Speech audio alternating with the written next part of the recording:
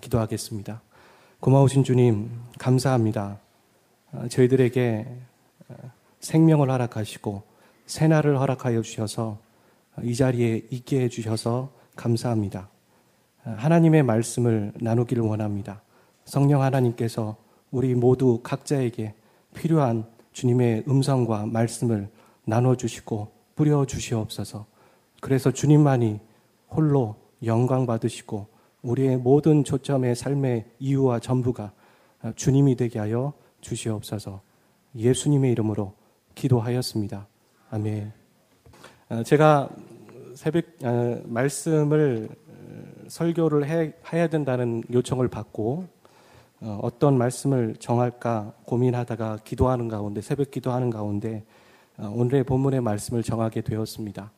이미 제가 새벽 기도 때든 수요 오전 예배 때든 나눴던 말씀이고, 또 그래서 다른 걸 생각할까 계속 고민하는 가운데 있었는데, 기도하면 기도할수록 이 말씀만 저에게 주님께서 생각나게 하시는 것 같아서 이 말씀을 접어서 여러분과 함께 나누게 되었습니다. 계시록은 우리가 잘 아시겠지만 성도들이 읽기에 그렇게 쉬운 책은 아닌 것 같습니다. 계시록에 나오는 여러 가지 상징적인 것은 그 내용들과 그 성격들이 우리를 좀 부담스럽게 하는 부분이 있습니다.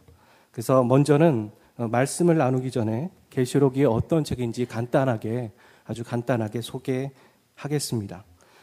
요한계시록은 예수님의 제자인 요한이 순교당하지 않고 반모섬에서 유배당할 때 쓴 책입니다.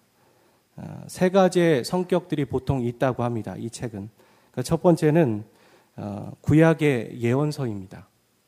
이 말씀을 드리면 여러분이 의아해 하시겠지만 구약의 예언서라고 말씀드리는 이유는 구약에 오시겠다고 하셨던 그 예수님께서 신약에 오셨고 그 예수님께서 다시 오실 것이기 때문에 구약의 예언서의 마침표는 신약이 아니라 바로 계시록이 마치게 될 때 맞춰지게 되는 것입니다.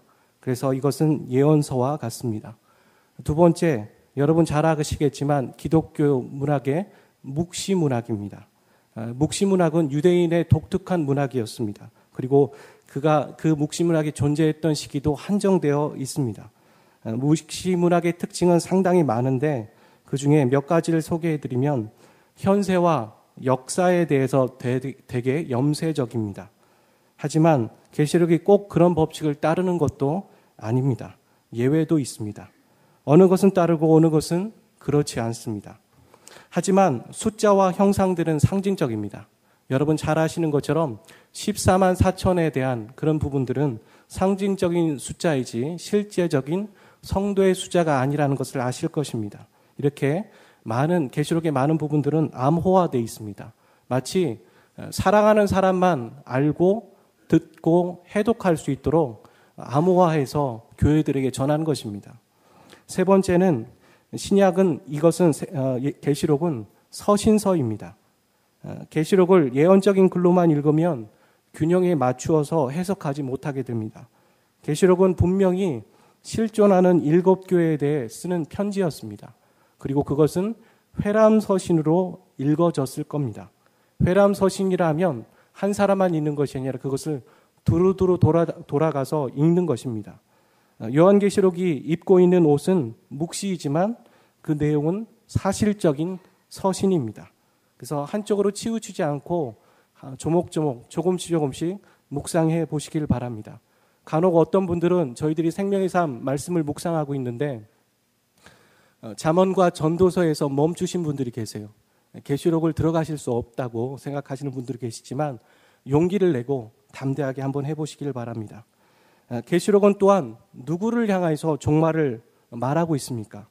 그것은 원수, 사단을 향하여서 모든 재앙은 향하고 있고 모든 종말은 사단을 목표로 해서 향하고 있습니다. 그렇기 때문에 믿는 자들은 종말에 대해서 두려워하는 태도가 아니라 진정한 승리와 우리가 사랑하는 주님을 다시 볼 것에 대한 기대와 기쁨이 있어야 합니다. 마치 우리의 종말인 양 두려워하는 모습, 계시록을 읽으면서 두려워하는 모습, 그것은 하나님의 자녀의 바른 자세는 아닙니다.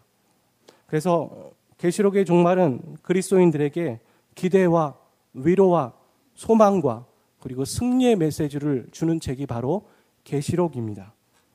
오늘 본문은 소아시아 7교회 중에 하나인 에베소 교회를 향한 주님의 편지입니다. 에베소 교회는 어떤 교회였을까요? 배경부터 알아보면 이렇습니다. 지금이야 사람이 살지 않은 웅대한 유적만 자랑하고 있지만 1세기 말에만 해도 소아시아 서부에서 가장 유명하고 중요한 도시였습니다. 정치적으로, 경제적으로, 그리고 종교적으로 그 하나 빼놓을 수 없는 중요한 도시였습니다. 정치적으로 보면 아시아 총독이 대부분 진무를 했던 곳이 에베소 지역이었습니다. 그리고 경제적으로 보면 선박과 또 항구와 주요 무역들이 요충지였습니다. 그래서 덕분에 시장이 번성하였고 외부에 많은 유입되는 종족들이 많았습니다. 인구들이 많이 모여 살았던 곳이 에베소 교회입니다. 마지막으로 종교적으로는 다산의 여신인 아데미에게 바치는 거대한 신전이 에베소에 있었습니다. 그리고 황제 숭배가 성행했습니다. 그 용도로 지어진 황제 숭배 사상으로 지어진 용도로 지어진 신전들이 여러 군데 질비하게 있었던 곳이 바로 에베소 교회입니다. 이렇게 보았을 때 여러분이 에베소 교회 신앙생활을 하신다면, 성도시라면 신앙생활이 잘 되시겠습니까? 그렇게 쉽지 않은 어려운 교회였던 것 같습니다.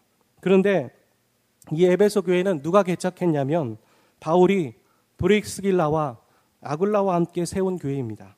그리고 그 뒤로는 다음 목회자로 누가 왔냐면 디모데가 왔습니다. 그리고 디모데 다음에는 사도 요한이 왔을 가능성이 큽니다. 그리고 요한이 밤모섬에 유배되었을 때 오네시모가 목회 대행을 했습니다. 그리고 요한이 죽은 후에는 목회 대행을 했던 오네시모가 다시 후임 목사가, 정식 목사가 되었던 곳이 바로 에베소 교회입니다. 그래서 에베소 교회의 사자에게 편지한다고 하는 그 사자는 오네시모였을 가능성이 큽니다. 7교회에게 보내는 이 편지들은 각각 다른 내용들이 담겨져 있는 것 같지만 그 내용의 형식들은 일목요연하게 일정하게 되어져 있습니다. 이 편지들의 형식은 수신자, 그리고 발신자, 그리고 그 내용, 그리고 교정, 그러니까 해결책에 대한 부분들이 되어 있습니다. 그 내용 안에는 칭찬이 있고 어떤 때는 책망이 있죠. 그리고 그 책망에 대한 교정, 해결책의 내용들이 잘 짜여져 있는 회람서신 중에 하나입니다. 자, 그러면 에베소를 들어가 보겠습니다. 에베소 교회 수신자는 누구일까요? 1절에 나와 있습니다. 에베소 교회 사자. 에베소 교회 사자라면 에베소 교회 목회자, 에베소 교회 목사, 담임 목사를 얘기하는 것이죠. 두 번째, 발신자는 누구일까요? 1절에 계속 나와 있는데 오른손에 있는 7뼈를 붙잡고 7급 촛대를 거니시는 사이를 거니신이라고 말하고 있습니다. 촛대는 소아시아의 7교회를 상징하죠. 그리고 7별은 무엇이냐면 각 교회의 목회자를 말합니다. 이렇게 볼 때 주님은 교회 목회자들의 리더시면서 주인이 되시고 교회들 가운데 임재하셔서 교회들을 대충이 아니라 속속들이 다 하시는 분이시라는 것을 알 수 있습니다. 7금 촛대 사이를 거니셨다고 말하고 있습니다. 그 위를 그냥 설렁설렁 지나가신 것이 아니라 사이사이 조목조목 다 알고 계시다. 그렇게 말하고 계신 것이죠. 우리는 그렇게 말할 수 있습니다. 주님께서는 다 모르시지. 나 이런 상황들을 다 모르시지. 교회 이런 상황들을 모르시지 라고 말할 수 있지만 주님은 뭐라고 말씀하십니까? 다 알고 있다. 내가 다 알고 있다라고 말하시는 겁니다. 그 내용이 그 다음 구절에 나옵니다. 세 번째는 내용이 되겠죠. 아까 말씀드린 것처럼 수신자, 발신자, 그리고 그 내용. 이 에베소 교회는 세 가지의 칭찬과 한 가지의 책망이 있었던 교회였습니다. 하나씩 그 칭찬의 내용과 책망의 내용을 살펴보겠습니다. 첫 번째 칭찬은 2장 2절에 나옵니다. 2장 2절의 첫 번째 줄만 한번 읽어주시겠습니까? 같이 읽겠습니다. 시작. 내가 거기까지입니다. 내 행위와 수고와 내 인내를 알고 라고 말씀하십니다. 여기에서 행위, 일이라는 말은 일반적인 단어입니다. 일반적인 일들. 그런데 이 수고는 어떤 단어를 사용하고 있냐면 힘든 노동. 일반적인 앞부분에 얘기했던 행위의 일과 다른 수고를 했다라는 단어로 쓰고 있습니다. 한국말로는 잘 표현이 안 되어 있지만 헬라어에는 그렇게 구분되어 사용되어지고 있습니다. 그만큼 에베소 교인들은 근면하고 성실하고 매사에 열심이어서 적극적이었던 사람들이었습니다. 여러분 주위에도 이런 분들이 계시죠? 그런 분들의 성품과 행동 거지는 어떻습니까? 아마 이런 분들은 아프고 어려운 사람들을 그냥 지나치지 않을 겁니다. 무관심하지 않습니다. 다른 사람들에게 함부로 공약을 남발하지도 않을 겁니다. 아마 병자들을 보살피고 또 노숙하는 자들에게 잠잘 곳을 마련해주고 배고픈 사람들에게 먹을 것을 주고 다른 사람들이 돌보지 않는 사람들에게 눈을 더 가고 돌리면서 섬기느라 제 힘을 다 쓸 것입니다. 그런 교회가 에베소 교회였습니다. 그런데 여기서 주님이 알고 있다는 것은 우리에게 어떤 의미로 이해해야 할까요? 주님께서 알고 있다. 다 알고 있다. 그것은 주님이 교회를 사랑하신다는 뜻입니다. 사랑하니까 관심이 있고 사랑하니까 다 알고 있는 겁니다. 다 모르는 건 관심 부족이거나 능력 부족입니다. 간혹 우리는 인간인지라 인간인 리더가 성향에 따라 아니면 능력에 따라 몰라주기도 하고 못 볼 때도 많습니다. 그렇다고 여러분 낙심하지 마십시오. 우리 주님은 저와 여러분의 수고를 다 하십니다. 여러분이 보이지 않는 곳에서 주님을 위해 했던 섬김의 모습을 다 알고 계십니다. 사람은 못 봤지만 주님은 다 보고 계십니다. 이것뿐이겠습니까? 이 땅에서 성도로 살아가면서 도전받는 갈등과 성도로서 치러야 될 모든 대가, 그것을 주님은 다 알고 계신다고 말씀하십니다. 주님이 여러분의 수고를 다 알고 계신다고 오늘 이 자리에 오셔서 말씀하신다면 여러분은 어떤 감정이 드시겠습니까? 아무런 느낌이 없으시겠습니까? 그러실 줄 알았습니다. 그래서 7교회 편지를 보내던 당시의 삶의 자리를 여러분에게 소개해드리겠습니다. 이 편지를 받는 7교회들은 대부분 그 당시에 예수님을 믿는다는 이유 하나만으로 혹독한 핍박과 시련을 받던 교회들이었습니다. 이 핍박 가운데서 자신들도 추스릴 수 없는데 이웃과 나그네를 돌보면서 수고와 인내하는 모습, 그것을 상상하는 것만도 쉬운 일이 아니라는 것을 여러분 아실 겁니다. 이런 어려움을 겪고 있는 사람들에게 예수님께서 찾아오셔서 한 말씀 하십니다. 너의 수고와 인내를 다 알고 있다. 그렇게 말씀하신다면 그들에게 어떤 것이 있었겠습니까? 그것은 큰 위로가 되었을 겁니다. 그 말을 듣는 모든 사람들은 다 눈물을 흘리고 콧물을 흘렸을 겁니다. 주님은 오늘 에베소 교회를 위로하고 계시는 장면입니다. 그리고 에베소 교인들은 주님의 그 한마디 음성만으로도 만족했을 겁니다. 성도는 주님의 한마디 음성에 만족할 수 있는 사람입니다. 내가 너를 다 안다. 그런데 오늘 우리는 어떻습니까? 주님이 알아주시는 것보다 그 이상의 것을 기대합니다. 사람부터의 관심, 기대, 사람이 알아주길 바랍니다. 너무 그것을 목적으로 할 때도 간혹 있습니다. 그것은 교회와 성도의 본연의 모습이 아닙니다. 주님이 알아주신다고 하면 그것에 만족할 수 있는 사람이 되어야 합니다. 아멘. 그래서 제가 이렇게 한번 적어봤습니다. 제가 선창을 할 테니까 여러분 후창해 주시길 바랍니다. 주님이 알아주신다고 하면 그것으로 오케이. 한 번 더 하겠습니다. 주님이 알아주신다고 하면 그것으로 오케이. 두 번째입니다. 에베소 교회 칭찬의 두 번째는 2절부터 3절까지 이어지고 있습니다. 내가 참고 내 이름을 위하여 견디고 게으르지 아니한 것. 여기에서 견디고라는 단어를 주목해 주십시오. 한국말로는 잘 표현이 되어 있지 않지만 헬라어로 보면 휘포모넨이라는 단어를 썼습니다. 이것은 계시록 1장 9절에도 나오고 오늘 본문의 2장 3절에도 나오는 단어입니다. 휘포모넨. 이 단어는 그냥 견디고가 아니라 극한 고생, 아니면 목숨이 위태로운 난관, 아니면 불가능해 보이는 역경을 견딘다는 의미가 담겨져 있고 그럴 때 사용하는 단어입니다. 에베소 교회는 어떤 목숨이 위태로운 난관 가운데 있었을까요? 그리고 그들이 그것을 견뎠을까요? 우리는 아까 살펴보았던 것처럼 에베소 교회에 대한 배경으로 보아서 충분히 미루어 짐작할 수 있습니다.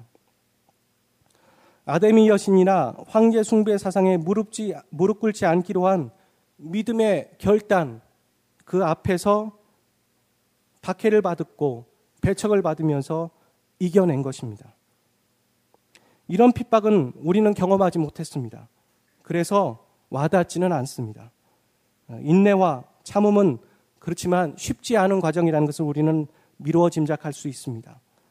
이런 과정을 견딜 수 있는 그들 안의 핵심, 중심에는 뭐가 있었을까요? 그것은 굳건한 믿음이었습니다. 주님을 향한 믿음, 주님을 향한 순전한 믿음이 있었기 때문에 그 일들이 감당된 것이죠. 그래서 에베소 교회는 보통 수준 이상의 믿음을 가진 훌륭한 교회였습니다. 그리고 이런 믿음은 어디서부터 왔을까요? 아마도 바울과 디모데, 요한과 같은 좋은 목회자들 통해서 성도들이 양육되고 훈련되어진 결과였을 겁니다. 세 번째, 에베소는 세 번째 칭찬을 받고 있습니다. 2절과 그리고 6절에 나옵니다. 악한 자를 용납하지 아니한 것과 사도라 하되 아닌 자들을 시험하여 그의 거짓된 것을 내가 드러낸 것. 그리고 6절에는 니골라당에 대한 이야기가 나오고 있습니다. 먼저 니골라당은 계시록 2장 6절하고 15절에만 나옵니다. 사도행전에 잠깐 니골라라는 얘기가 나오긴 하지만 이런 부분을 가지고 그들에 대한 정확한 정보를 우리는 많이 얻을 수는 없습니다. 그런데 문헌상으로 소개해보면 우상 숭배나 성적 부도덕에 가담했던 것으로 보입니다. 중요한 것은, 우리가 중요하게 봐야 될 것은 하나님이 그들의 행위를 미워하고 계시고 에베소 교회도 니골라당의 행위를 미워했다는 겁니다. 그리고 칭찬받았다는 것이죠.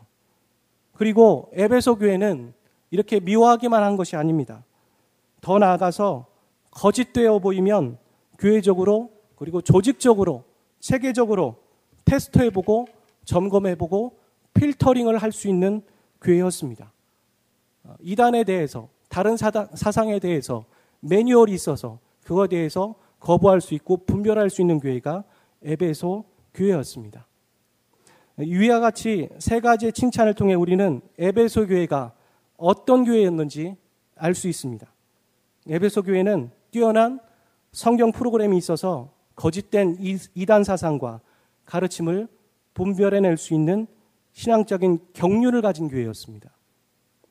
오늘날로 말하면 정통파 교단의 교회로서 유서 깊은 신학적인 전통을 가진 그런 교회입니다. 그리고 가난하고 약한 자들을 돌봐줄 수 있는 교회였습니다. 실천과 행함이 있는 교회였습니다. 박해 가운데서도 믿음의 정절을 지키는 훌륭한 교회였습니다. 아마 목회자라면 한 번 정도 이런 교회에 부임해보고 싶은 마음이 들 것입니다. 개척을 한다면 이런 교회를 만들어가고 싶을 겁니다. 미루어 짐작하기론 에베소 교회는 오늘날로 생각하면 규모와 전통을 가진 중대형 그런 교회의 모습은 아니었을까 생각합니다. 이렇게 부족할 것이 없어 보이는 에베소 교회인데 주님의 예리한 눈으로 보니 책망할 것이 있었습니다. 성경은 그러나로 시작합니다. 4절을 함께 읽어주시겠습니까? 함께 읽겠습니다. 시작.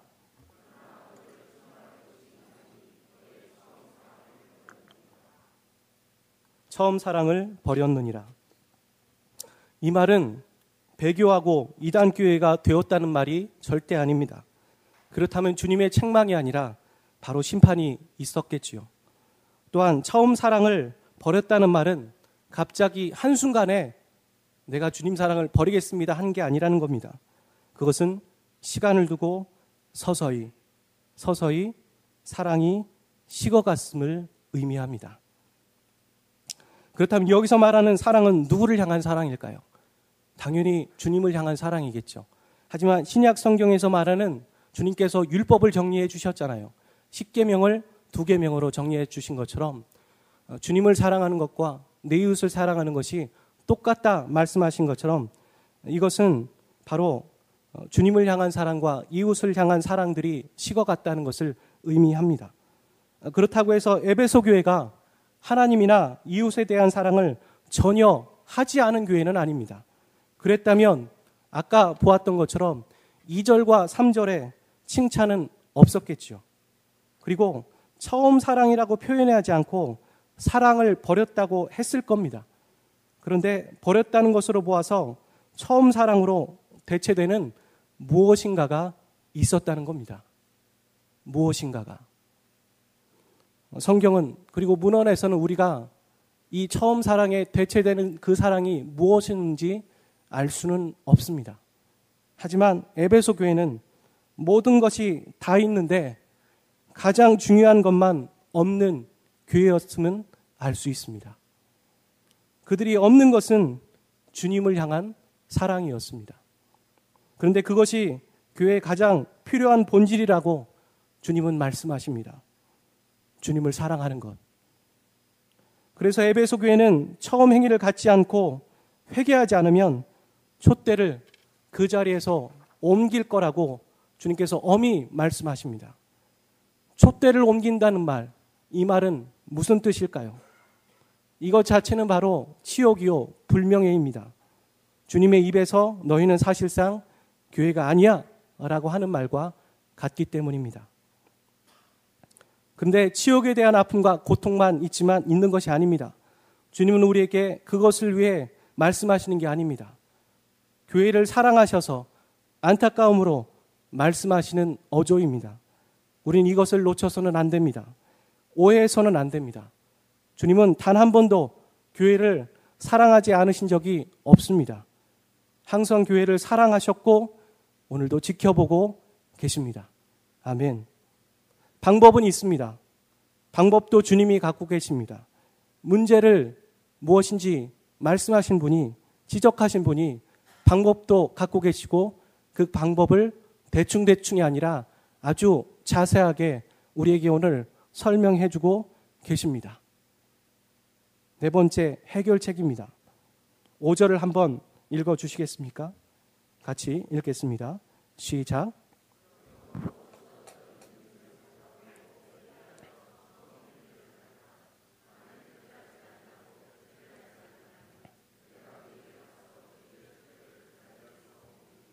아멘. 주님은 우리에게 문제점만 지적하지 않으십니다. 그에 대한 해답을 알고 계시고 그것을 상세히 알려주십니다. 주님은 오늘도 우리에게 돌아오라고 초청하십니다. 주님의 손내미심을 오늘 저와 여러분에게 내밀고 계시는 겁니다. 어떻게 하라고 말씀하십니까? 3가지입니다. 첫 번째, 어디서 떨어졌는지 생각하라. 첫 번째 할 일은 생각하는 겁니다. 어떤 걸 생각합니까? 어디서부터 잘못되었는지 과거를 되짚어 보라는 겁니다. 어디서부터 사랑이 식어졌는지, 어디서부터 당신의 사랑이 식어졌는지 되짚어 보십시오 라고 말씀하시는 겁니다. 이 문법은 현재 명령형입니다. 두 번째 해결책이 있습니다. 회개하라 라고 말씀하십니다. 이것은 부정과거 명령형입니다. 이게 어떤 의미냐면, 왜 이런 문법에 대해서 소개를 해드리냐면, 어디서 떨어졌는지 생각하는 가운데서 나오는 내면의 변화에서 나오는 회개를 말하고 있는 겁니다. 그냥 오늘 회개할 걸 가지고 회개하는 것이 아니라 과거를 되짚어보고 어디서부터 문제였는지 확인하고 점검하여서 그것을 회개하라는 겁니다. 세 번째, 처음 행위를 가지라고 말씀하십니다. 이것도 부정과거 명령형입니다. 그러니까 어디서부터 떨어졌는지 생각하고 고민하고 거기서 시작된 내면의 변화와 회개를 해라. 그리고 처음 행위를 가지라고 말씀하십니다. 주님을 처음 만났을 때 우리가 했던 그 사랑의 행위, 그것을 하라는 겁니다. 즉, 과거를 생각하고 되짚어 본 다음에 생각에서 나오는 것으로 회개하고 처음 행위를 가지라고 말하는 겁니다. 에베소 교회는 자신의 과거에 대해서 반성해라 라고 주님은 말씀하시는 겁니다. 에베소 교회 교인들은 회개를 통하여 취해야 할 영적 자세는 새로운 시작이 아니었습니다. 우리 새롭게 시작하자, 새로운 것을 하자, 변혁하자, 개혁하자가 아니라 그들은 바로 과거로 복귀하라 말씀하십니다. 처음 사랑하여 했던 행동들을 하는 겁니다. 무엇인지 모르지만 이들이 주님과 긴밀히 했던 사랑의 행위, 그것은 과거를 되짚어보면서 시작되는 것입니다. 다행히도 문헌에 보면 에베소 교회는 이 경고를 주목했고 회개했고 다시 한번 번성하는 교회가 되었다고 합니다. 우리도 이 경고를 주목하고 회개해야 할 부분이 있지 않으십니까? 이들이 가지고 있는 어찌 보면 정통성이 주님을 향한 사랑을 잠식해버렸을지 모릅니다. 이들이 가지고 있는 지위가 주님을 향한 사랑을 잠식해버렸을지 모릅니다. 이들이 가지고 있는 세상 학문이 주님을 향한 사랑을 잠식해버렸을지 모릅니다. 이들이 가지고 있는 잡사상이 주님을 향한 사랑을 잠식해버렸을지 모릅니다. 저와 여러분은 언제부터 처음 사랑을 버리셨습니까? 새누리교회는 언제부터 처음 사랑을 버렸습니까? 한국교회는 언제부터 처음 사랑을 버렸습니까? 여러분, 이 물음에 안 버렸다고 말씀하실 수 있으십니까? 그렇다면 할렐루야입니다. 하지만 답하실 수 없고 고개만 떨구신다면 오늘부터, 지금 이 시간부터 되짚어 보십시오. 어디서부터 잘못되었는지, 그리고 회개하고 주님 사랑할 때 했던 처음 행위를 시작하십시오. 다시 시작하면 됩니다. 그것이 복음의 본질 안에 우리가 누리는 축복입니다. 다시 시작하십시오. 저는 목회자로서 여러분에게 처음 행위로 가졌던 저의 3가지를 소개하며 권면의 말씀으로 이 말씀을 마치려 합니다. 제가 주님을 만났을 때 처음 사랑으로 처음 행위를 했던 그 3가지의 모습이 있었습니다. 이것이 여러분의 삶에 적용하는 데 도움이 되리라 생각하여 소개해 드립니다. 첫 번째, 주님을 투명인간 취급하지 마십시오. 여럿 있을 때 아는 척 하다가 단둘이 있을 때 모른 척 하지 마십시오.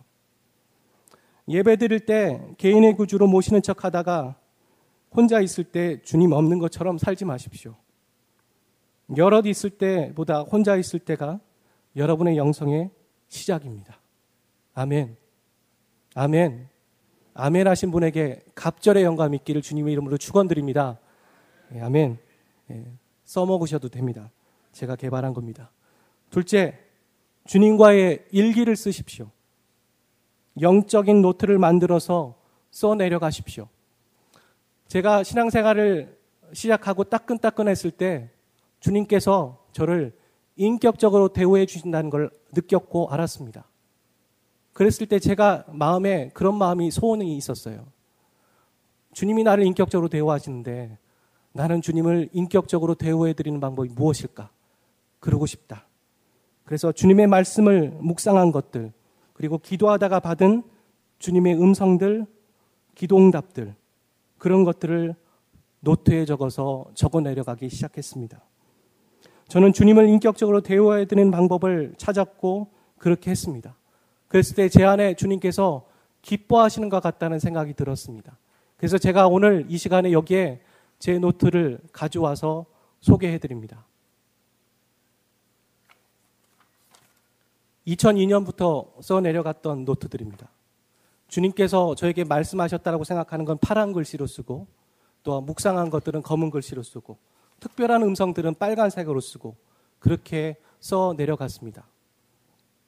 세 번째, 처음 행위로 가졌던 것, 정직하십시오. 자신의 감정과 생각을 묻어두고 혼자 삭히지 마십시오. 있는 그대로 주님께 수시로 보고하십시오. 아뢰십시오. 답이 없어도 표현하십시오. 우리는 우리 자신을 속일 때가 많습니다. 그리고 우리 자신의 감정과 마음과 짐들을 묻어둘 때가 참으로 많습니다. 그래서 반대로 주님께 최대한 솔직하고 오픈하고 정직해야 합니다. 사랑하는 저와 여러분, 이 말씀 앞에 선 저와 여러분, 우리의 모습이 바로 에베소의 칭찬의 모습과 또한 책망의 모습은 아닙니까? 처음 사랑, 처음 행위 되짚어보고 과거로 돌아가십시오. 주께서 그 자리에서 여러분을 반기실 것입니다. 아멘.